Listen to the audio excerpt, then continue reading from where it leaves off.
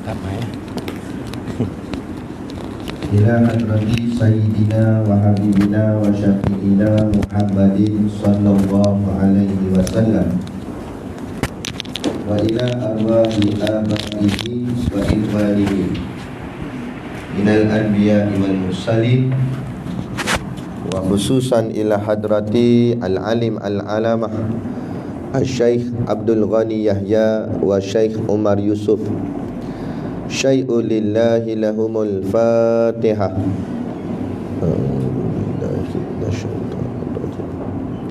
Bismillahirrahmanirrahim. Alhamdulillahi rabbil alamin. Ar-Rahmanir Rahim. Maliki yaumiddin. Iyyaka na'budu wa iyyaka nasta'in. Ihdinas siratal mustaqim. Siratal ladzina an'amta 'alaihim ghairil maghdubi 'alaihim waladdallin. Amin. Bismillahirrahmanirrahim. Dengan nama Allah yang Maha Pemurah lagi Maha Mengasihani. Alhamdulillahilladzi arsala rasulahu bil huda wa dinil haqq liyuzhirahu 'alad dini kullih wa kafa billahi syahida. Asyhadu an la ilaha illallah wahdahu la syarikalah wa asyhadu anna sayyidana Muhammadan abduhu wa rasuluh. Allahumma salli wa sallim ala sayyidina Muhammad wa ala alihi wa ashabihi wa tabi'ina lahum bi ihsanin ila yaumiddin. Subhanaka la ilma lana illa ma 'allamtana innaka antal alimul hakim. Rabbi shrah li sadri wa yassir li amri wahlul 'uqdatam min lisani yafqahu qawli. Wala haula wala quwwata illa billahil aliyyil azim. Amma ba'd. Berkata hukama, man jadda wajada. Barang siapa bersungguh-sungguh, dapatlah ia. Pertama-tama sekali kita merafakkan setinggi-tinggi kesyukuran kehadраtillah subhanahu wa ta'ala yang dengan limpah dan kurnianya diizin oleh Allah subhanahu wa ta'ala pada kita pada malam ini untuk sama-sama kita menyambung kuliah pengajian kitab kita, iaitulah Risalatut Tauhid, yang moga-moga dengan pengajian ini akan menambahkan lagi keimanan dan keyakinan kita kepada Allah subhanahu wa ta'ala. Maka dengan jalan iman dan yakin itulah kita dikira layak untuk ditempatkan Allah di dalam syurganya nanti di hari akhirat kelak, insya-Allah. Amin ya rabbal alamin. Yang saya hormati pengerusi surau dan seluruh saf kepimpinannya, para imam, para bilal, tuan-tuan siak yang tak dapat kita nak sebutkan namanya satu persatu, yang amat-amat disanjungi para asatizah, alim-alim ulama, tuan-tuan guru, ustaz ataupun ustazah yang hadir pada malam ini. Mohonlah ditegur kepada hamba yang fakir dalam bidang ilmu ini sekiranya apa yang disampaikan dan dikongsikan ada salah dan silapnya. Yang kita kasihi ayah-ayah, ibu-ibu, pemuda-pemudi muslimin dan muslimat yang dirahmati Allah sekalian. Kita sambung di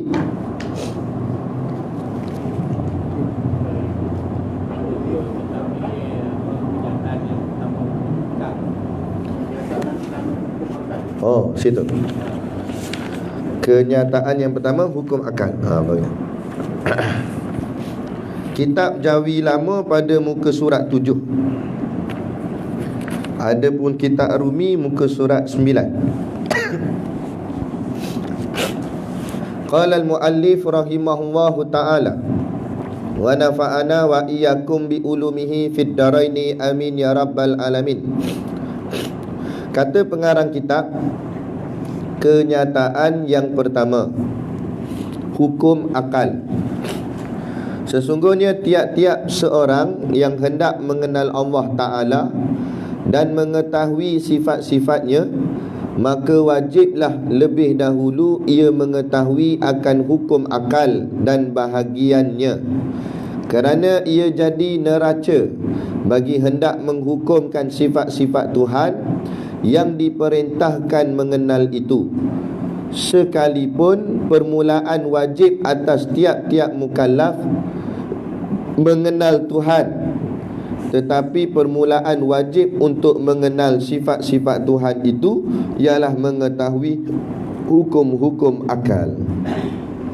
Baik, kenyataan yang pertama tu kiranya maksud dia macam bab yang pertama, permulaan yang pertama dahulu. Kenyataan yang mesti kita kena faham dalam masalah tauhid, yang pertama sekali kenyataannya ialah berkenaan dengan hukum akal. Baik. Untuk memudahkan lagi faham, sebelum saya masuk tentang hukum akal, kita nak cerita dulu tentang basic agama, iaitu hukum di dalam Islam ini dia ada 3. Hukum dalam Islam, agama kita ni, dia ada 3 hukum. Yang pertama, dia tak adalah kedudukan pertama, kedua, ketiga. Mana-mana satu dulu pun tak apa. Tapi yang penting 3 ni adalah termaktub di dalam hukum di dalam Islam. Okey, jadi saya letakkan saja yang pertama. Dia tak semestinya kedudukannya tu pertama. Yang pertamanya hukum syarak. Yang kedua hukum adat. Dan yang ketiga hukum akal yang kita nak mengaji malam ni. Jadi ada 3 hukum dalam Islam: hukum syarak, hukum adat dan hukum akal. Tak lebih, tak kurang. Mesti 3. Takkan jadi 4, takkan jadi 2. Dulu, kini dan selamanya sampai kiamat. Hukum syarak, hukum adat, hukum akal. Okay, cuma bezanya macam mana hukum syarak, macam mana hukum adat, macam mana hukum akal, macam mana. Okay, kita tengok satu-satu. Kita pergi yang pertama dululah, hukum syarak. Hukum syarak ni yang paling mustahak lah, sebab dia berkait dengan urusan kehidupan kita selalu. Hukum syarak ni, itulah hukum yang biasa selalu kita dengar, atau juga dinamakan hukum syarak ni pada namanya hukum fiqah. Hukum fiqah pun dia, hukum syarak pun dia orang duk sebut. Iaitu 5 hukum dia, iaitu wajib, sunat, harus, makruh, haram. Ni 5 hukum dalam hukum syarak ataupun juga hukum fiqah. Kalau wajib, apa makna wajib? Makna wajib, buat dapat pahala, tak buat dapat dosa. Itu makna wajib. Makna wajib di sini kena buat, tak buat dosa, kena tanggunglah azab. Kan? Kalau buat, Allah bagi ganjaran pahala. Kalau tak buat, Allah azabkan dengan dosa. Yang kedua, nama hukumnya iaitu sunat. Makna sunat, buat dapat pahala, tak buat apa? Tak dapat apa-apa. Itu makna sunat. Macam kita semayang maghrib tadi, tu wajib. Lepas tu kita semayang pula ba'diyah maghrib, itu sunat. Makna kalau buat boleh pahala, tak buat tak dapat apa-apa. Tak dapat apa-apa lah, kosong sajalah. Gitu. Yang ketiga namanya harus, atau juga setengah kitab menyebut namanya mubah. Dia pun sama, mubah pun sama, harus pun sama. Hukumnya macam mana? Buat tak dapat apa-apa, tak buat pun tak dapat apa-apa. Itu harus. Contoh harus, berdiri dan duduk harus. Nak berdiri boleh, nak duduk boleh. Macam kuliah malam ni kan, kalau nak duduk rasa nak berdiri sampai habis kuliah pun tak apa. Tapi tak ada kerja lah orang panggil, apa hang ni tak duduk-duduk ni nak, contoh. Tapi harus bagi dia, tak, jangan marah, biarlah, tak berdosa pun dia berdiri, tak berdosa pun dia duduk kan. Sebab apa? Hukumnya harus. Buat pun tak apa, tak buat pun tak apa. Makan, minum harus. Nak makan, tak nak makan sudah kan. Mandi, nak mandi, tak nak mandi sudah. Tapi kalau dengan sebab tak mandi tu menyebabkan orang lain pengsan, itu nama makruh. Sebab apa? Sebab dia mengganggu-gugat orang lain. Tapi asal hukum harus sahaja. Okey, itu makna harus. Yang ketiga. Yang keempat, makruh. Makruh. Makruh ni maksud apa? Makna makruh. Makruh artinya buat tak dapat apa-apa, meninggalkannya boleh pahala. Malam ni banyak kamera ni. Dah macam PM dah tu.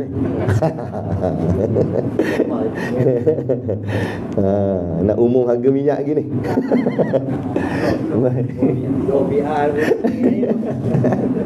Baik, makruh tadi dah.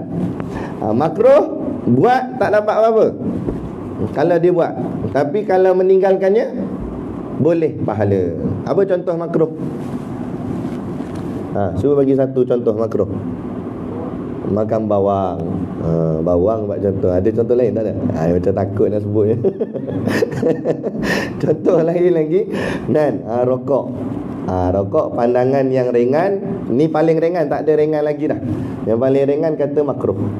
Makna makruh apa? Kalau diisap tu boleh apa tak? Tak ada apa-apa, dapat asap je lah. Tapi kalau dia tinggalkan boleh pahala. Maksud dia tinggalkan tu, contohlah dia dah berhenti dah hisap rokok ni, kan? Dah nekat dah, sungguh dah. Kawan pun pelawa, ambil batang, amboi takkan berhenti dah, kan kata. Tak apa, aku berhenti sungguh, aku tak mau ambil. Dia tolak tu boleh pahala. Sebab apa? Sebab dia sanggup korban benda yang sebenarnya dia nak buat tapi dia tak buat. Tu makna boleh pahala pada sudut makruh tu. Gitu. Dan sama kat kita kias tadi bawang lah. Dia sebab apa yang ulama menisbahkan rokok sebagai makruh. Yang ulama menisbahkan rokok ni sebagai hukumnya makruh, dia kias kepada bawang tadi. Kenapa bawang jadi makruh? Siapa tahu? Kenapa bawang tu jadi makruh? Sebab bau. Masalah bau. Bawang ni bila kita bawang, kalau orang Arab dia makan bawang mentah tu. Jadi bawang mentah tu yang dia bau. Kalau bawang goreng saya tak pasti, mungkin kurang kot atau tak ada. Tapi kalau bawang mentah dia berbau. Bila bau semayang dia ganggu jemaah lain, orang lain. Maka ulama mengkiaskan bau bawang tu sama juga dengan macam bau rokok. Bau rokok ni kalau orang jenis tanpa kuat isap rokok, masa dia sujud tu, kita tengah sujud tu pun bau juga. Tu imam lama pula sujud. Aku tak tahan ni kata dia. Orang sebelah tu lah, kan? Contoh. Gitu. Jadi ganggu tu jadi makruh. Jadi makruh hukumnya. Ada. Itu makna makruh. Yang terakhir, yang kelima, namanya haram. Haram, apa maksud haram? Haram buat dapat dosa, meninggalkannya boleh pahala. Kalau buat dapat dosa, ini semua tahulah, maklum bidarurah. Itu haram minum arak, main judi, makan babi, apa semua itulah. Itu semua haram, kan? Jadi makna dia minum, kalau dia minum arak tu hukumnya haram, dia berdosa. Habis kata meninggalkannya boleh pahala, macam tadi juga.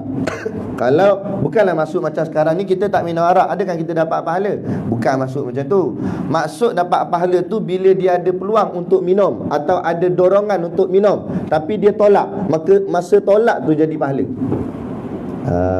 Kawan dia kata, minum apa ni? Ni Heineken kata. Oi, aku tak mau, aku Heineken apa ni, air kencing setan ni, aku tak mau minum. Dia tolak tu boleh pahala. Bukan saja duduk tak minum arak ni boleh pahala, tak. Waktu ada dorongan dan peluang untuk buat benda yang diharamkan, tapi dia menolak perbuatan haram tu, maka jadi pahala baginya. Okey, baik. Bersabit dengan tak habis lagi. Bersabit dengan rokok tadi. Asal hukum yang dikatakan rokok tu makruh tu rokok yang zaman dulu. Rokok daun, tembakau Jawa. Tu sebab apa? Sebab dia semata-mata tembakau dan dia digulung dengan daun. Daun tu pun daun lah, daun pokok. Tembakau pun daripada pokok gak, semata-mata barang pokok. Barang pokok, barang biasalah, tak ada apa-apa masalah. Cumanya dia jadi makruh atas kias tadi sebab masalah bau. Tapi jenis rokok moden ada pendapat ulama mengatakan haram. Sebab apa haram? Sebab dia dah berubah, bukan lagi ke masalah bau, tapi masalah mudarat. Apa mudarat? Dalamnya ada racun. Wala tulku bi macam lupa dah. Bukan. Tak ingat dah ayat tu. Jangan kamu masukkan diri kamu kepada lembah kebahayaan, kemudaratan. Allah daripada dalil tu ulama pegang, jangan kamu sengaja merosakkan diri kamu sedangkan kamu tengah elok sihat, tapi kamu sengaja memasukkan racun, memasukkan benda yang mendatangkan mudarat. Bila benda tu mendatangkan mudarat, itulah dari situ keluar fatwa, mengeluarkan pandangan mengatakan haram. Bukannya ulama pandai-pandai, ulama rujuk kepada pakar kesihatan. Sebab fasalu ahla zikri in kuntum la ta'lamun. Tanyalah orang yang tahu apabila kamu tidak tahu. Maka doktor-doktor pakar kesihatan kata dalam rokok, tak tahulah, saya tak tahu ni maklumat yang diberilah. Katanya hampir ada 100 jenis racun kat dalam tu. Ada tar macam tar jalan pun ada, racun tikus pun masuk duduk dalam tu, nikotina apa semua. Jadi bila dengar bahayanya terlampau tinggi, maka itulah yang dimaksudkan mendatangkan mudarat. Bila benda tu mendatangkan mudarat, dia bukan makruh dah, dia jadi haram. Satu lagi pula maklumat saya dapat, wallahu alam lah betul ke tak betul, ini maklumat yang kita terima saja. Ada yang mengatakan bahawa rokok itu direndam dengan alkohol. Alkohol ni apa dia?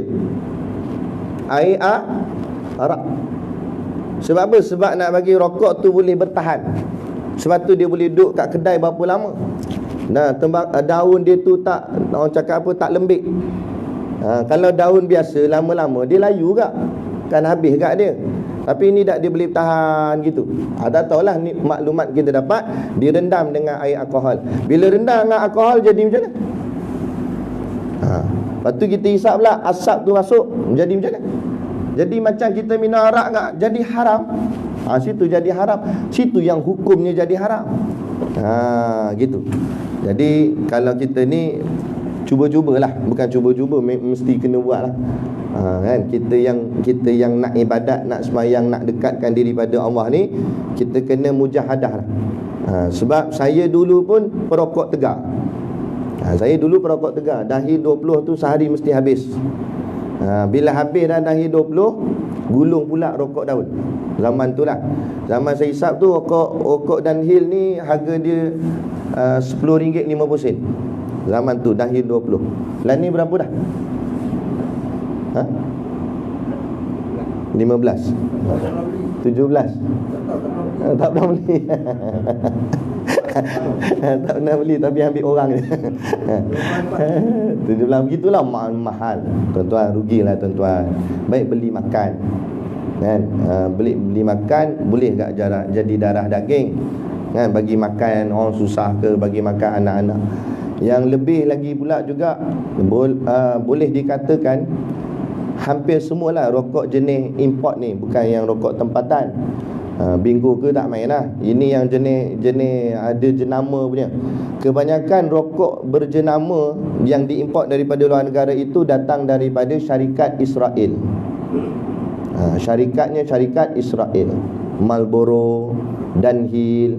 Tak percaya, tuan-tuan sendiri boleh search Google. Kebanyakan daripada Israel.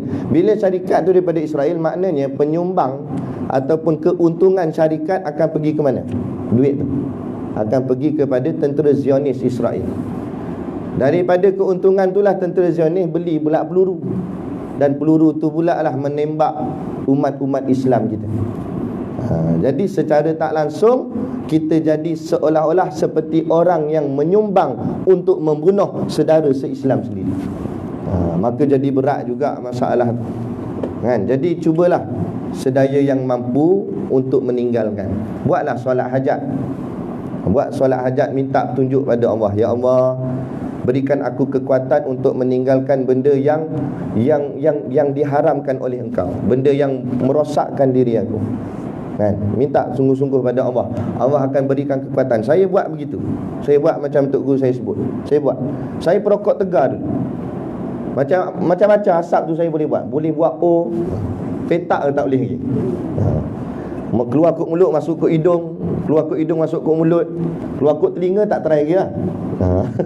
Tapi mana nak ceritanya, terrornya zaman tu lah, kuatnya hisapnya, kan? Tapi Alhamdulillah, lah ni saya berhenti 100%. Bukan berhenti sikit-sikit dah, 100%.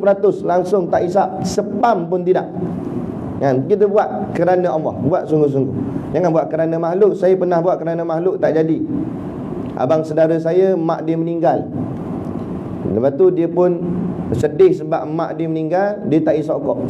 Lama mana? 2 bulan. Sebab apa? Sebab kubur dah naik rumput. Tak jadi. Buat kerana makhluk, dia tak boleh maintain, dia tak boleh kekal, dia tak boleh nak istiqamah. Buatlah apa pun, kalau kita buat kerana makhluk, kita tak boleh istiqamah.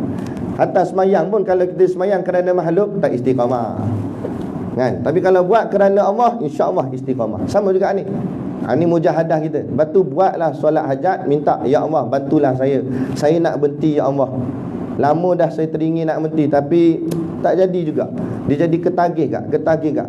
Hanya Engkau sahaja ya Allah yang boleh tolong aku. Iyyaka na'budu wa iyyaka nasta'in. Engkau sahaja ya Allah yang kami sembah, dan Engkau sahaja ya Allah yang kami minta pertolongan. Allah akan tolong. Masa saya minta dulu, Allah tolong macam mana? Setiap kali asap tu lalu kat hidung saya rasa bau dia macam bau tai. Minta maaf cakap. Busuk teramat sangat sampai hati kita, busuk sangat Padahal itulah yang kita hisap tu. Dia jadi macam tu. Allah buat jadi hati tu jadi menolak terus. Terus lepas start dia tu saya tak teringin langsung dah. Sikit pun tak nak. Kita malah kita rasa gelilah apa macam tu lah. Kita rasa jijik pada benda tu. Bila kita rasa jijik, baru kita tidak mendekati dia. Gitu. Masalah kawan tak ada masalah. Saya boleh berkawan dengan semua orang yang isap rokok pun tak apa. Cuma bila bau tu, kita jadi macam tak suka. Kita rasa macam bau tu busuk. Sebab Sebab inilah mungkin kesan permintaan kita kepada Allah. Tapi bila kita tak nak benda macam tu, kita tak minta tolong pada Allah, tu yang jadi lagi sedap. Mintalah kepada Allah Ta'ala kan. Gitu. Panjang kan nak cerita. Teruk kena malam ni dia kata. Dari segi makna, kena dah makna. Makna makruh, mim kaf roha, makruhun. Asal kataan makruh tu kaf roha, karoha. Kita apalah, kita tak ambil hukum haram. Haram berat sangat. Kita ambil makruh tadi. Kalau ustaz dia kata ada 2 pandangan kan, satu kata haram, satu kata makruh. Kita ambil makruh lah. Okey, saya ambil makruh. Kita tak ambil haram. Haram berat sangat pula, takut pula dengar. Okey, kita ambil makruh. Kita tengok makna makruh. Makruh mim kaf roha makruhun. Asal perkataan makruh tu ialah kaf roha, karoha. Apa makna karoha? Makna karoha ialah benci. Makruhun, makruh artinya yang dibenci. Dibenci siapa? Dibenci Allah. Jadi maknanya, siapa yang sengaja melakukan perbuatan makruh, maka dia itu sudah dikira orang yang dibenci oleh Allah. Kalau tak sengaja tu cerita lain. Ini dah tahu benda tu makruh, sengaja lagi buat, maka dia masuk dalam golongan makna makruh itu dibenci oleh Tuhan, dibenci Allah. Tapi kan tadi Ustaz sebut makruh ni kalau buat tak dapat apa-apa, meninggalkannya boleh pahala. Kenapa pula ni? Samalah. Kalau dapat dosa itu azab, tak dapat dosa tak adalah azab, tapi dibenci. Contoh, saya bagi satu contoh. Kita ni masing-masingnya sudah besar-besar, dewasa. Balik ke rumah mak ayah kita. Kata mak ayah kita ada lagi hidup, alhamdulillah. Balik ke rumah, kita buat perangai. Ayah suruh minta tolong sikit, kita buat malah. Mak suruh pergi kedai beli barang, buat malah. Lama-lama ayah kita jadi fed up, mak kita jadi fed up dengan kita. Tapi ayah kita tak pukul kita, dia tak terajang kita, dia tak menampar kita. Sebab apa nak menampar apa, dah besar panjang. Cukup ayah ni kata, hang ni kalau macam ni perangai, baik tak payah balik. Meluat aku tengok, menyampah aku tengok muka hang. Pergi balik lah. Dia kata gitu. Soalan saya, ayah dia tampar dia tak? Tak tampar. Ayah dia pukul dia tak? Tak pukul. Ayah dia terajang dia tak? Tak. Dia luka tak? Tak luka. Darah tak? Tak darah. Lebam tak? Tak lebam. Tapi bila ayah dia kata aku menyampah tengok muka hang, pergi baliklah, berambus hang, rasa macam mana hati kita? Remuk tak remuk? Pecah tak pecah? Macam tu. Sama juga dengan makna makruh tadi ni. Walaupun Allah tak hukumkan dengan azab dosa, Allah tak azab seseorang itu dengan dosa. Walau dia buat makruh tadi, tak kena azab. Sebab makruh tak kena azab, tak kena dosa. Walaupun dia tak kena dosa, tapi kalau Allah benci terhadap dia, bagi orang yang hatinya ada iman yang sempurna, yang kasih pada Allah, takkan sanggup meletakkan diri ni sebagai orang yang dibenci Tuhan. Betul tak? Sebab tu orang yang sebenar-benar beriman, yang sempurna iman, makruh lagi dia tinggalkan, apatah lagi yang haram. Gitu kan? Sebab tu orang yang terlalu kasih kepada Allah, sunat lagi dia akan pulun, apatah lagi yang wajib. Tu maksud dalam dalam fiqh. Sebab tu dalam tasawuf, kalau ilmu fiqh tadi ni, dia ada 5 hukum tadi kita sebut tadi, wajib, sunat, haram, makruh, haram. Tapi bagi ahli sufi, ilmu tasawuf, ahli sufi mengatakan tak ada 5, hanya 2 sahaja. Apa 2? Hamba yang taat dan hamba yang kufur. Hamba yang taat, apa makna taat? Makna taat buat yang disuruh, tinggal yang dilarang. Dalam arti kata lain, dia buat yang wajib dan yang sunat. Hamba yang kufur, apa kufur? Dia buat yang makruh dan yang haram. Maka mereka tak nak masuk dalam golongan yang kufur. Bukan sakat haram, yang makruh pun mereka tinggal. Mereka nak masuk dalam golongan yang taat, bukan setakat wajib, yang sunat pun mereka pulun. Begitu. Sehingga kan dalam hidup mereka itu tak ada perkara yang harus. Sebab semua yang harus akan jadi sunat. Apa maksudnya? Semua benda-benda yang harus tadi dia buat kerana Allah, maka jadi pahala, jadi sunat. Makannya kerana Allah, jadi pahala, jadi sunat. Minumnya kerana Allah, jadi pahala, jadi sunat. Mandinya kerana Allah, jadi pahala, jadi sunat. Semua begitu. Itulah para Nabi dan Rasul dan para sahabat-sahabatnya Nabi. Mereka sifatnya macam tu. Yang ni disebut oleh ahli sufi. Tapi lah kita bicara tentang masalah fiqh tadi, inilah 5 hukum tadi. Betul lah. Bila balik kepada makna makruh tadi tu, sudah kita nampak bahawa walaupun sebutnya makruh tak kena dengan dosa, tapi makna makruh tu sendiri pun sudah makna yang sangat berat bagi orang yang benar-benar beriman. Maka kalau boleh, bukan kalau boleh lah, mesti boleh. Kita yang benar-benar beriman ni, tinggalkanlah perbuatan yang makruh, apatah lagi yang haram memang kita tak sentuh langsung. Kerana dikhawatiri kalau kita berjinak-jinak dengan yang makruh, takut-takut yang haram terkena sekali-sekala. Kalau yang sunat kita abaikan, takut-takut yang wajib mula kita tinggalkan. Maka nak jaga benda yang wajib, banyakkan yang sunat. Nak jaga solat fardu, banyakkan solat-solat sunat. Begitu. Nak jaga daripada terkena perbuatan yang haram, yang makruh lagi, awal lagi kita tinggalkan. InsyaAllah barulah hidup kita tu selamat. Itu namanya hukum fiqh, hukum syarak. Boleh? Senyap je tuan-tuan, macam marah je. Janganlah marah. Kita cakap berdasarkan ilmu, kan? Ya? Betul. Saya nasihat dia. Sebab saya pun sama. Bukan saya nak kata saya lebih baik daripada tuan-tuan. Saya pun sebab tu saya sebut tadi ni, bukan saya reka cerita ni. Sungguh-sungguh kalau tak percaya boleh tanya kawan-kawan saya yang lama. Masa zaman saya belajar, memang saya perokok tegar. Sampai saya kata dengan kawan saya, aku nak berhenti. Kawan saya punya tak percayalah. Dia kata kalau hang berhenti aku potong jari. Nak cerita kuat sungguh saya isap rokok. Saya isap rokok start dari zaman sekolah lagi. Isap rokok. Sehingga kan masa saya masuk belajar di universiti dulu, hanya 3 orang je pelajar dalam kelas tu. Dalam kelas tu ada 30 orang pelajar lelaki. Hanya 3 orang je isap rokok. Saya salah seorangnya, lagi 2 orang kawan saya. Tapi bila nak graduate, 29 orang hisap, seorang dia tak hisap. Berjayanya kami rekrut mereka. Nak cerita bahaya rokok ni, dia boleh menyebabkan orang terikut. Tapi memang sungguh kuat. Lama bila saya masuk pondok, tak boleh jadi lama mana aku nak hidup macam ni. Gaya apa, kan? Sekali kita pun berhenti tadilah saya buat solat hajat, minta pertolongan Allah apa semua. Dan Alhamdulillah sampai hari ni memang saya langsung tak sentuh, tak isap dah. InsyaAllah boleh lah, buatlah macam tu. Kalau kita nak sungguh-sungguh. Sebab tu saya sebut manjadak wajadak. Barang siapa yang bersungguh-sungguh, dia akan dapat. Baik. InsyaAllah itu hukum fiqh selesai. Jadi kita dah bicara dah 2 dah. Tadi baru 1, hukum fiqh atau hukum syarak. Yang kedua kita nak bicara ialah hukum adat. Hukum adat. Hukum adat ni maksud dia hukum kebiasaan. Adat tu maksudnya kebiasaan. Hukum yang kebiasaan dalam rutin kehidupan kita. Contohnya kita kata air sifatnya membasah. Itu adat lah tu. Air membasah. Api sifatnya membakar. Itu adat lah tu. Api itu membakar. Pisau memutuskan. Sebab sifat pisau tu tajam, memutuskan. Itu maksud adat. Tapi bila sebut adat, dia tak mesti wajib mesti jadi macam tu.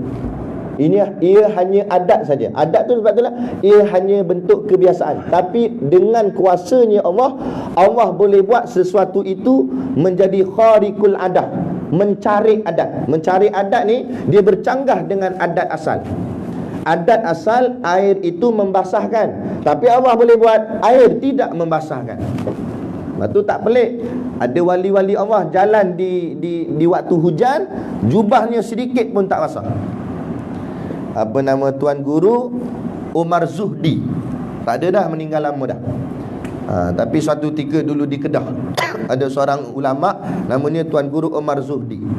Hebatnya Tok Guru ni lah yang melahirkan berapa ramai alim-alim ulama yang ada pada zaman waktu kita sekarang ni. Antaranya Syekh Zainal Asri, anak murid beliau. Kan? Tuan Guru Haji Awalan anak murid beliau. Tuan Guru Siddiq Noh anak murid beliau. Ramai. Dia lahirkan anak-anak murid yang hebat-hebat. Tuan Guru Umar Zuhdi nama dia. Kalau orang nama mungkin kenal. Tuan Guru Umar Zuhdi. Satu hari yang cerita ni Syekh Zainal Asri, dia cerita. Zaman tu ngaji pondok, dia pakai ikat dengan buluh je. Dia punya tempat pengajian dia tu macam pondok je. Lepas tu panggil pondok dulu, macam pondok gitu, ikat dengan buluh gitu. Lepas tu pakai atap zinc.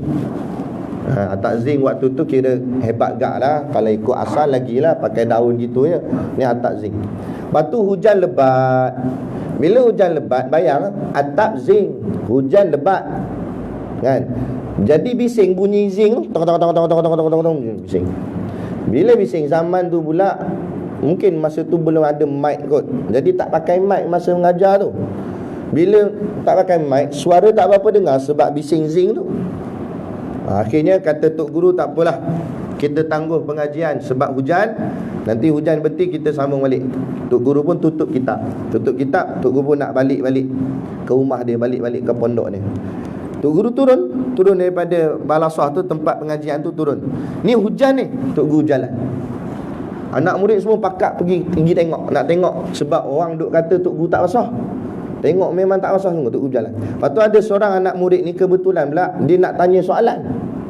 Dia pun bawa dengan kitab-kitab, dia pergi, Tok Guru, ni tengah hujan ni. Tok Guru berhenti tengah hujan. Budak ni pun datang. Tok Guru nak tanya soalan. Tok Guru, dia pun tanya, Tok Guru pun jawab. Masa budak tu tanya, dengan budak-budak tu tak basah.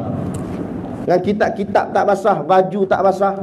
Lepas Tok Guru dah jawab soalan, Tok Guru pun pi. Bila Tok Guru pi, bau budak ni basah. Tu tak usah pelik kan. Dia kata, takkan kot. Apalah takkan, ni kuasa Allah. Tak usah pelik. Allah boleh buat perkara yang mencari adat. Dia kata adat. Tu kita kena faham hukum adat tu. Hukum adat tu kebiasaan. Biasanya hujan itu membasahkan, air itu membasahkan. Tapi Allah boleh buat dia jadi terbalik. Air tidak membasahkan. Sebab apa? Sebab Allah Maha Kuasa. Jadi kita tak usah pelik Jangan kata pelik lah, takkan kot. Makna hang tak kenal Tuhan lagi. Kalau kamu kenal Tuhan, kamu tak akan rasa pelik, kerana Tuhan itu Maha Kuasa. Apa yang nak peliknya? Kalau kita yang buat baru pelik. Kalau Tuhan buat, nak pelik apa? Gitu. Itu maksud mencari adat. Jadi hukum adat dia begitu. Lepas tu ulama pun susunlah hukum adat ni ada 4 tambatan. Ni sekadar ilmu pengetahuan kita. Ulama pun susun hukum adat tu ada 4 tambatan. Apa tambatannya? Ada ditambat dengan ada. Yang pertama ada ditambat dengan ada. Yang kedua ada ditambat dengan tiada. Yang ketiga tiada ditambat dengan ada. Yang keempat tiada ditambat dengan tiada. Benda ni Ustaz ni kata pening kata. Dia senang je. Ada dengan ada dengan tiada, tiada dengan ada, tiada dengan tiada. Contohnya macam mana? Ada makan, ada kenyang. Itu tambatan hukum adat tadi tu. Maksudnya kebiasaannya seorang yang makan pasti lepas makan tu dia akan dapat kenyang. Jadi ada makan, ada kenyang. Tambatan dia. Yang kedua, ada dengan tiada. Ada makan, tiada lapar. Biasanya orang yang bila dia makan, laparnya akan hilang. Tiada lapar. Tambatan yang ketiga, tiada dengan ada. Tiada makan, ada apa? Ada lapar sebab tak makan. Bila tak makan, lapar tu ada. Yang keempat, tambatan tiada dengan tiada. Tiada makan, tiada kenyang. Andai bak kenyang pandai. Bagus. Kan? Tu. Tapi itu adat. Bila adat maksudnya kebiasaannya macam tu. Tapi Allah berkuasa menjadikan suatu itu mencari adat. Maksud mencari adat, ada sepatutnya kalau adat ada makan, ada kenyang. Tapi Allah boleh buat ada makan tak kenyang-kenyang. Tu panggil mencari adat tu. Makan lagi. Tahu aku tak kenyang-kenyang. Kat lapang pinggan dah tu. Tuan tu raya tau. Mencari adat tu. Dia ni mencari adat ni. Wali ni. Memang wali makan. Kan? Allah boleh buat tak? Kalau macam tadi kita kata adat tadi, kalau tak makan akan lapar, tak makan. Tapi Allah boleh buat perkara tu mencari adat. Dia tak makan tapi dia tak lapar. Dia tak makan tapi dia tetap kenyang. Itu sablik. Sebab Allah Maha Kuasa. Itu maksud mencari adat. Itulah namanya hukum adat. Okey, hukum adat. Perkara pelik ni tuan-tuan, ayah ibu yang dirahmati Allah sekalian, dia boleh berlaku kat siapa-siapa pun. Bukan mesti Nabi saja, bukan mesti wali saja, bukan mesti orang beriman saja. Orang kafir pun boleh. Kalau dia berlaku kepada seorang Nabi ataupun orang yang belum lagi dilantik jadi Nabi tapi bakal Nabi. Contoh, Nabi kita Nabi Muhammad SAW dilantik jadi Nabi dan Rasul umur berapa? Umur Nabi kita dilantik jadi Nabi umur berapa? Umurnya 40. Saja buat jadi 5, takut disebut li. Betul, li 4. 40 tahun. 40 tahun. Jadi masa Nabi umur 40 baru jadi Nabi. Sebelum 40 tu, umur 40 tu belum lagi lah, belum dilantik jadi Nabi. Tapi pada ilmu Allah, Allah tahu dah dia adalah bakal Nabi. Jadi bila bakal Nabi, perkara pelik berlaku juga kepada Nabi kita Nabi Muhammad SAW masa baginda dilahirkan. Antaranya disebut di dalam kitab, Nabi lahir, Nabi boleh bercakap. Nabi boleh bercakap. Nabi sebut Alhamdulillah. Kan? Nabi kemudian malaikat sambut yarhamukallah. Ada yang riwayat ada sebut begitu. Ada riwayat lain kata Nabi sebut Allahu akbaru kabira walhamdulillahi katsira wa subhanallah bukratan wa asila. Keluar-keluar perut mak Nabi cakap gitu. Kita ada dalam taman impian ni, keluar-keluar perut mak cakap gitu. Saya kata cakap gitu, hello pun tak ada. Ada keluar-keluar wet, hello. Pengsan misi. Ada kan? Tu. Nabi keluar boleh bercakap. Allah buat. Tu tak usah pelik lah. Kan? Sebab kuasanya kuasa Allah. Jadi bila Nabi boleh bercakap, itulah itu tak panggil mukjizat, sebab belum lagi dilantik jadi Nabi. Maka dinamakan itu irhas. Itu namanya irhas. Irhas ni perkara pelik yang berlaku ke atas seseorang yang bakal dilantik jadi Nabi tapi dia belum Nabi. Namanya irhas. Setelah baginda dilantik jadi Nabi yang sah pada umur 40, maka waktu itulah perkara-perkara yang pelik berlaku kat Nabi. Antaranya membelah bulan, keluar air daripada jari jemari Nabi, dan macam-macam lagi lah ya, yang hebat-hebat pada Nabi. Maka itu dinamakan mukjizat. Berlaku pada benda-benda pelik kat Nabi, kat Rasul, itu namanya mukjizat. Kemudian ada juga perkara-perkara pelik boleh berlaku ke atas kekasih-kekasihnya Allah yang dinamakan sebagai awliyaullah, wali-wali Allah. Itu banyaklah kita dengar cerita tentang karamah-karamah para wali. Kan? Karamah-karamah mereka ini benda yang pelik-pelik berlaku. Tadilah cerita Tuan Guru Umar Zudi tak kena air hujan, tak basah jubahnya. Itu perkara pelik. Perkara pelik itulah dinamakan dia karamah kalau berlaku ke atas orang-orang yang menjadi kekasih Allah. Wali-wali Allah, benda pelik berlaku kat dia, namanya karamah. Gitu. Kemudian orang-orang yang soleh, orang yang baik-baik, macam contohlah, insya-Allah lah, moga-moga kita ni orang soleh lah, baik-baik, datang semayang jemaah, dengar kuliah apa semua, ni orang yang baik-baik. Tiba-tiba takdir katalah berlaku accident, tapi bukan kita lah, orang lain lah. Kan jadi sungguh lah, kan, orang lain berlaku accident. Dia naik kereta panjang, kereta Alphard tu panjang, tapi kena hentam dengan lori depan belakang pula tu. Lori depan belakang hentam. Nak lepas hentam tu bukan jadi Alphard dah, jadi kancil terus. Rapat tu, prop gitu, penyek. Tiba-tiba dia merangkak keluar daripada kereta. Kalau tengok pada gaya kereta memang hancur lah. Orang yang lalu pun kata, driver mati apa, kata. Tiba-tiba keluar daripada bawah kereta. Keluar tu luka sikit tak ada, darah menitis pun tak ada. Elok boleh berdiri pula tu. Kan? Itu dipanggil maunah namanya. Bukan al-maunah kes dulu tu. Maunah artinya pertolongan Allah. Berlaku ke atas orang-orang yang soleh, yang benda-benda pelik. Jadi kalau manalah tahu kita ni ada benda-benda pelik berlaku kat kita, kan, itu dipanggil maunah. Jangan perasan jadi wali pula. Kata, aku jadi wali lah ni. Aku jatuh motor itu steady je, kata. Bukan wali kita. Wali lain, wali tahajud tak pernah tinggal, kan. Dia punya amalan lain. Kita ni orang biasa-biasa gini je. Tapi kadang-kadang Allah berikan juga pertolongan sebab Allah sayang kat kita.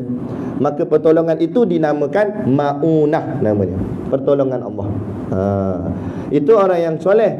Ada orang yang jahat, fasik, munafik, derhaka pada Allah, tak semayang, tak apa, main judi lagi, buat benda haram, dan lah tak taat perintah Allah, ingkar pula, lawan pula hukum Allah, buat pula benda maksiat. Tiba-tiba hidup dia senang lenang.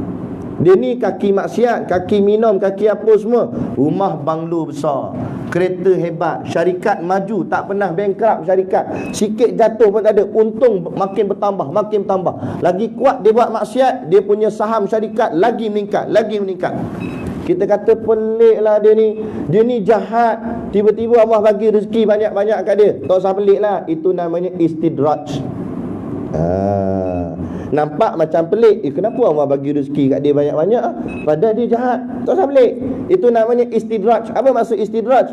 Allah lambatkan keduniaan pada dia, bukan sebab Allah sayang kat dia, tapi Allah nak buat dia semakin jauh daripada Allah. Lagi banyak dia dapat, lagi makin dia lupa Allah. Lagi jauh, lagi buat maksiat, sampailah mati dia, pasti mati dia azab. Gitu. Lepas tu kita ni kalau buat maksiat, buat jahat, tiba-tiba tak rasa apa-apa, tak jadi apa-apa pun, aku elok je, steady je. Macam ustaz cakap kena azab apa, aku tak kena pun, steady je. Aku tikar nombor ekor pun elok je, sihat je. Kawan tu yang hari-hari pergi semayang surau sampai kena stroke, aku main tikar nombor ekor, stroke apa pun tak ada. Jangan cakap besar, itu namanya istidraj. Kan, kamu tak taat perintah Allah tapi hidup kamu senang, itu istidraj nama dia. Kamu tak sedar yang rupa-rupanya Allah semakin jauhkan diri kamu dengan dia. Bila jauh dengan Allah, walaupun kamu kaya raya, kamu senang lenang, ketahuilah dunia ini fana, dunia ini akan hancur, kamu sendiri akan mati. Bila kamu mati dalam keadaan Allah benci pada kamu, Allah tak suka pada kamu, Allah tak sayang kat kamu, apa nasib kamu di alam sana? Fikir-fikirkanlah. Walaupun rumah kita hebat kat sini, kereta kita besar kat sini, tapi alam sana mana pergi rumah, mana pergi kereta, tak ada dah. Biar kita hidup kat dunia ni miskin, hidup kita susah, tak apa, tapi biar hati kita disayangi Allah. Sebab apa? Bila kita disayangi Allah, walaupun dunia kita susah, bila mati masuk alam sana dilayan dengan layanan VIP. Walaupun kamu kat dunia dilayan secara VIP, tapi sebenarnya kamu jahat di sisi Allah, mati kamu dilayan sebagai layan banduan, malah lebih teruk daripada banduan penjara di dunia. Jadi kita pilih, kita nak mana, kan? Wahadaina hunajdain, kata Allah, aku bentang kat kamu dua jalan, kamu pilih lah, kamu nak jalan mana. Itu perkara yang pelik berlaku kepada orang yang jahat, orang yang berdosa. Jadi tak usah pelik, benda tu boleh berlaku, Allah boleh buat kat dia. Ataupun orang kafir dia boleh buat satu benda yang pelik-pelik. Macam apa David Blaine boleh jalan atas air. David Copperfield dulu dia pernah datang dekat Malaysia. Dia kata dia nak hilangkan KLCC, tapi kerajaan Malaysia halang, tak bagi. Sebab kalau hilang sungguh, lepas tu tak boleh datang balik, kan susah nak bina balik. Dia kata dia nak buat magic. Dia nak bagi hilang apa nama ni, macam-macam lah. Dan kadang-kadang benda tu jadi sungguh. Kita tengok depan mata, hilang lah, jadi lah. Kita nampak dia dalam atas air, kadang kita nampak dia terbang, padahal dia kapir. Kita boleh, dia kan dia ni kapir. Tak usah pelik, itu namanya sihir. Sihir ni pun atas izin Allah. Allah yang izin, Allah bagi. Kenapa Allah izin? Dia pelik pula, dia kata, kenapa Allah bagi jadi sihir dia tu jadi? Sebab Allah nak uji kita. Kamu yakin dengan Allah atau kamu yakin dengan sihir dia? Sebab tu Nabi Musa sikit tak takut dengan ahli sihir Fir'aun. Dia pun hantar 3 ular, tiga tongkat tu dia baling, 3 jadi ular. Nabi Musa takut? Tak takut. Malah Allah kata, wahai Musa, kamu lempar tongkat kamu. Nabi Musa lempar tongkat Nabi Musa satu je. Jadi Nabi Musa punya tongkat dia jadi ular yang seekor je. Yang ni 3 ekor. Tiba-tiba seekor ular ni yang daripada tongkat Nabi Musa makan 3 sekali. Itu nak menunjukkan kamu jangan takut. Jangan takut dengan musuh-musuh kamu. Walaupun mereka sihir ke apa ke, jin siam ke, ni kadang-kadang dia kena buatan orang ke apa, kena santau ke, kena apa dah, saka ke apa ke. Jangan takut. Kan? Saya ada satu orang, dia datang, guru keding lah badan dia. Dia kata, ustaz boleh tak rawat saya? Awak ni tahulah ustaz, saya ni kena buatan orang ke apa, saya tak tahu. Kan, saya jadi, bumi ni jadi sempit, langit ni saya rasa macam dekat atas kepala. Saya jadi takut kemurungan apa semua, tak lalu makan apa semua. Okey, tak apalah, saya cakap ginilah, awak cari air jenis air mineral, kalau boleh air gau. Dia ada beza air ni, macam air ni dia tulis air minuman. Satu lagi air mineral, dia punya penutup biru. Kalau air minuman penutup dia putih. Tu warna penutup tu pun ada peranan, bukan saja diwarnakan. Kalau yang mineral, air tu air hidup. Kalau tengok bawah mikroskop, dia punya molekul-molekul itu cantik. Kalau air minuman, ini panggil air mati. Sebab apa air mati? Sebab air ni air yang kita semula, bukan air asal daripada tanah. Bukan air, istilahnya kita panggil bukan air semula jadilah. Kalau air mineral, air semula jadi. Dia benda yang semula jadi ni, benda yang asal, itu lebih afdal, lebih baik daripada buat benda yang dibuat perbuatan manusia. Sebab tu kalau zaman dulu-dulu, kubur orang letak batu sungai. Lah ni baru letak batu nisan, batu simen. Dulu orang letak batu sungai. Sebab apa batu sungai? Sebab batu sungai batu hidup. Bila batu tu hidup, batu tu akan zikir untuk si mati yang di dalam kubur. Tapi sekarang di moden, dia buat dalam dia simen batu tu, buat jadilah batu nisan. Jadi batu nisan ni dia batu mati. Batu simen tu dia batu mati. Jadi ada haram tak haram lah, cuma dia tak zikir lah pada yang si mati dalam tu. Situ je lah dia punya luput dia tu. Tapi kita tanam pokok, dapatlah fadilat balik, kan. Jangan pula tanam pokok palsu juga, rumput kapet. Memanglah lawa, tapi dari segi faedah tak dapat, kan. Dia tak berzikir sebab benda mati. Sama juga macam air tadi ni. Saya pun pesan kat dia bawa air mineral. Kalau boleh air gau, sebab air gau ni air yang dijumpai oleh seorang tok guru di Bukit Gau di Pahang. Dia masuk hutan, dia ketuk dengan tongkat dia, terkeluar air sampai hari ni. Itu dipanggil air gau. Ambil daripada nama tempat tu, berkat, kan. Jadi insya-Allah kita gunalah air tu nak buat berubat. Itu saya mintakanlah beberapa garam, daun bidara apa semua. Itu memang kaedah-kaedah perubatan Islam lah. Jadi saya kata nanti malam saya datang. Sebelum saya nak balik, dia panggil balik. Ustaz, ya, kenapa? Ustaz boleh buat ke? Awak tanya begitu? Saya tanya gitu. Tak adalah ustaz. Sebelum ustaz, 2 orang ustaz dah ubat saya. Betul? 2-2 muntah darah. Saya takut ustaz pun muntah darah nanti. Awak macam tu? Awak jadi macam tu? Saya tanya. Sebab yang buat saya ni ustaz, dia pakai bomoh siam. Hui, bomo siam kuat Ustaz, dia kata. Saya pun jawab balik kat dia, kalau macam tu tak jadi nak buat lah. Tak payah buat lah. Dia tanya saya balik, dah kenapa Ustaz? Ustaz takut ke? Bukan aku takut, dia kata, tapi sebab kamu lebih yakin bomo siam lebih kuat daripada Allah. Maka kalau aku baca seluruh ayat Quran daripada Fatihah muka surat depan sampai suratul Nas yang paling belakang sekali, 6236 ayat, kalau aku baca semua sekali ayat tu pun, nescaya berjoget setan jin tu. Sebab apa? Taklud, dia kata. Taklud, dia kata. Apa taklud? Sebab tuan badan sendiri tak yakin dengan Tuhan. Sebab tu kadang-kadang minta maaf cakap, ada orang yang sakit, istilah ni dipanggil on off. Tahu tak? Masa ustaz tu datang, dia sembuh. Ustaz tu balik, sakit dia datang balik. Lepas tu dia panggil balik ustaz tu. Ustaz tu datang, sembuh pula. Ustaz tu balik, jin tu masuk balik. Kenapa jadi macam tu? Sebab ketahanan diri sendiri tak kuat. Keyakinan dia dengan Allah tu tak kuat. Sebab tu guru saya ajar, kalau nak berubat orang, jangan terus rawat, jangan terus bacakan ayat ruqyah. Rawat dulu keimanan dia. Mana ceramah dia dulu. Saya kalau rawat orang, sejam ceramah dulu. Saya kata, tuan semayang tak kat rumah? Kadang-kadang tu saya pergi berawat, semayang pun tidak. Sekarang bangkit pergi semayang dulu. Solat sunat taubat. Kamu dah lah tak semayang, lepas tu nak saya suruh rawat. Bukan jin, kamu ni jin ni sebenarnya ni. Stepek ni kena kan? Tak betul. Bila hati ni tak berpaut dengan Tuhan, macam mana? Pertolongan tu datang daripada Allah. Tiba-tiba dia nak Allah tolong dia, sedangkan dia lawan Allah, ingkar Allah. Nampak? Jin pun sakit hati. Tak habis salahkan aku. Aku tak buat apa pun kat dia. Padahal dia tu sebenarnya jin, kata jin. Nampak? Kan? Jadi kita buat macam tu. Kan? Jadi saya pesan itu.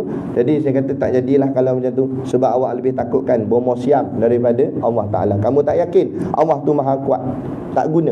Kan? Sebab tu kita jangan merasakan yang lain ni lagi kuat. Tak ada. Sehebat mana pun dia adalah makhluk. Sehebat mana pun sihir dia adalah makhluk. Apa nak takut? Kita ada Allah yang maha kuat, yang maha hebat, yang maha kaya. Nak takut apa? Kan? Kita berdamping dengan Allah, kuatkan hubungan kita dengan Allah. Tak usah takut dengan yang lain. Ni kadang belajar ilmu yang bukan-bukan, belajar ilmu kebal. Dia ambil parangnya, tengok ni, kebal. Sikit taklud, dia kata. Memanglah kebal, sebab jin tu pegang. Jin tu duduk sini, dia pegang. Kalau jin tu balik rumah makan nasi, otak putus. Ada mak putus. Kata jin dia lari. Tu saya suka dia, satu orang ulama dia sebut, nama dia Habib Rizik Shihab. Kan? Dia kata kalau benarlah ilmu kebal itu ada di sisi agama. Dia kata kalau benarlah ilmu kebal itu ada di sisi agama, masakan bila kamu akan mendapat syahid? Sedangkan orang beriman bila berjuang matlamatnya syahid. Dia nak mati, berjuang tu nak mati. Tiba-tiba kamu kebal, bila nak syahid? Kawan lain semua syahid dah. Asal aku seorang tak syahid ni? Lepas tu kalau betul ada ilmunya kebal, pergilah Palestin, duduk depan kereta kebal Israel, tembak, aku kebal, kata. Peluru tu lantun balik. Tak ada. Kita ditipu oleh jin iblis. Konon-konon ilmu ni hebat. Sebab tu memang sebenarnya zaman-zaman dulu nenek moyang kita, zaman 13 Mei, memang ada cerita-cerita macam tu. Kena tembak peluru taklud. Tapi bukan mereka yang minta-minta. Tidak. Mereka cuma beramal dengan ajaran agama. Mereka amalkan zikir, mereka amalkan hizib. Kemudian pertolongan itu yang datang pada mereka. Allah yang turunkan pertolongan. Sebab tu mereka tu, walaupun mereka kebal tak kena peluru apa semua, mereka tak cerita kat orang dan tak tunjuk kat orang. Hari ni baru belajar ilmu kebal ni, tetap barang taklud, masuk dalam YouTube, tengok ni kebal. Ilmu ni bukan untuk ditunjuk-tunjuk.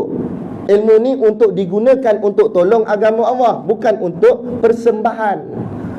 Kalau persembahan tu ilmu seni. Kan? Waktu persilatan bukan ilmu yang untuk ditunjuk-tunjuk. Persilatan ni kita belajar silat simpan. Saat nak pakai baru keluar.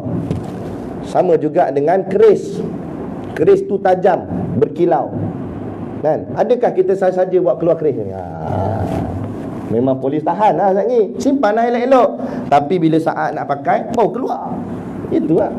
Ini bukan untuk nak ditayang-tayang. Bila tayang-tayang tu yang jadi riak, jadi ujub, jadi takabur, dia hebat. Bila dia rasa bangga diri macam tu yang setan masuk tu. Pergi tarung dengan dia. Hang ada silat, jangan takut mesti dia tumbangnya. Tu. Akhirnya asyik nak bergaduh je dengan orang. Cengih bukan main. Cengih tak kena tempat. Nampak? Tu bukan tak boleh cengih, boleh cengih. Nak cengih dengan musuh Allah. Nampak? Dengan musuh Allah. Ni isu kat Penang ni. Kalimah bukan kalimah. Isu kalimah satu hal. Ni isu azan.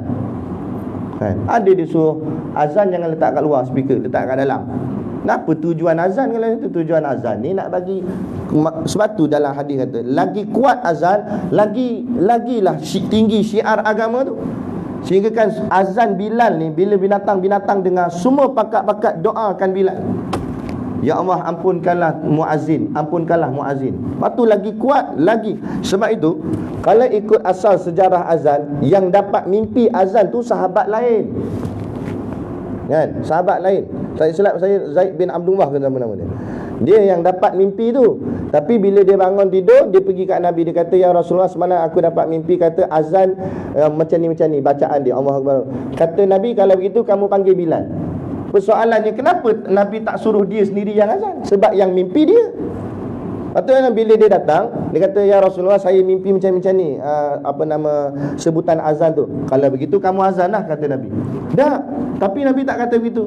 Nabi kata, "Kamu pergi panggil Bilal dan kamu ajarkan sebutan-sebutan tadi pada Bilal dan kamu suruh Bilal azan." Tu yang sampai hari ini tukang azan akan dipanggil Bilal. Bilal tu sebenarnya nama orang, nama Saidina Bilal.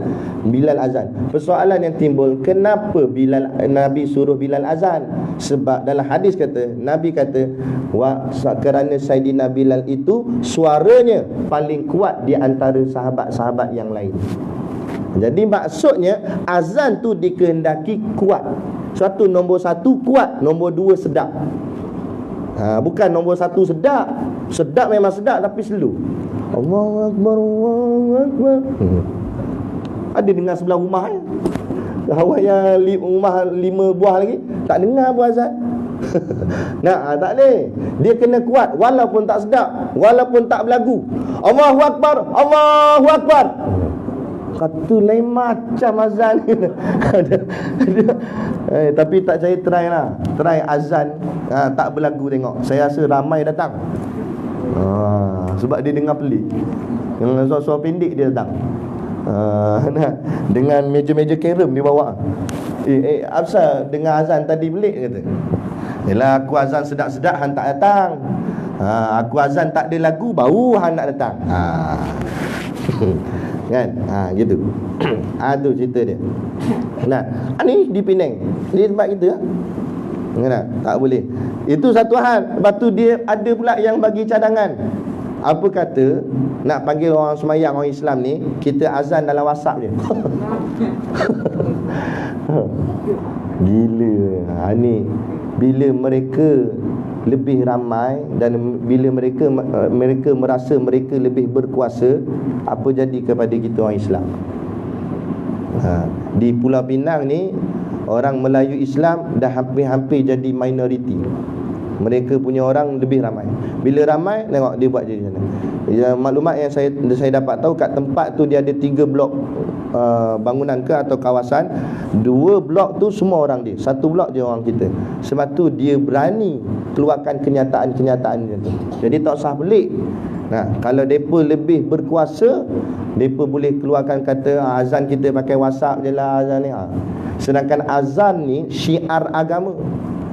Kalau baca Quran pakai speaker, orang marah kata kena ganggu orang nak tidur, boleh kita perlahankan. Sebab tak disuruh pun baca dipasangkan ayat Quran pakai speaker, tak disuruh. Cuma saja kita nak buat gitu boleh. Ia ni harus sahaja. Kan? Tapi azan itu disuruh. Bukannya harus. Bukannya saja-saja. Azan tu disuruh oleh Rasulullah. Bila disuruh, ia jadi syiar. Bila syiar, dia tak boleh kita nak pelankan, kita nak kata tak payah azan, tak boleh. Kena buat. Ada. Ni dah saat zaman sekarang ni. Dahsyat. Dah. Jadi itu dia. Ya, perkara yang pelik berlaku kepada orang bukan Islam, itu namanya sihir. Jadi tak usah takutlah dengan sihir. Tak usah takut dengan sihir. Kita ni pun kalau kita sungguh-sungguh nak jaga agama Allah, Allah turunkan pertolongan kat kita. Sepatutnya parang tu kena kat kita putus, tapi tak putus. Jangan kata kebal aku. Jangan rasa macam takjub macam tu. Cakap ni Allah tolong aku, alhamdulillah, nasib baik. Kadang-kadang Allah berikan pertolongan dengan sebab mungkin sebab kita ni baik di sisi Allah. Allah berikan pertolongan. Sebab tu yang pentingnya kita dekatkan hubungan kita dengan Allah. Gitu. Itu hukum syarak dah, hukum adat. Yang ketiga apa ke-9 dah ni? Sikit iaitu hukum akal yang kita nak bahas pada malam ini. Sesungguhnya dia kata, tiap-tiap seorang yang hendak mengenal Allah Ta'ala dan mengetahui sifat-sifatnya, nya Allah itulah, maka wajiblah lebih dahulu ia mengetahui akan hukum akal dan bahagiannya. Jadi maksudnya, siapa-siapa yang nak mengenal Allah, bukan sebenarnya siapa yang nak, tapi setiap daripada kita wajib mengenal Allah. Setiap daripada kita nampak, sesungguhnya tiap-tiap seorang, nampak?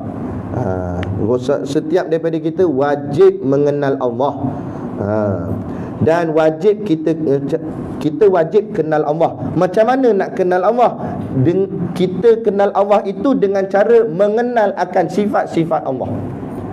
Mengenal sifat-sifat Allah itulah erti kata lainnya belajar akan sifat-sifat Allah. Sifat-sifat Allah itulah disebut sebagai sifat 20. Belajar sifat 20 itu membawa kepada mengenal Allah. Macam tu.